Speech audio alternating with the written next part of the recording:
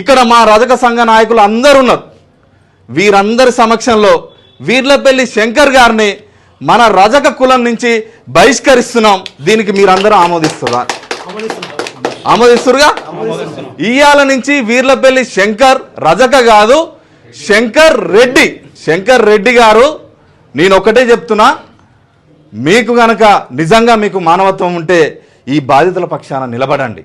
మన కులంలో ఒక అణగారిన వర్గాల జాతుల్లో దాడి జరిగితే కాపాడే నాయకుడే లేడు అనే స్థితికి తీసుకొని వచ్చారు.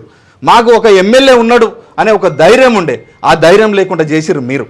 ఇవాళ వీర్లపల్లి శంకర్ రెడ్డికి ఈ రజక కులానికి ఎటువంటి సంబంధం లేదు.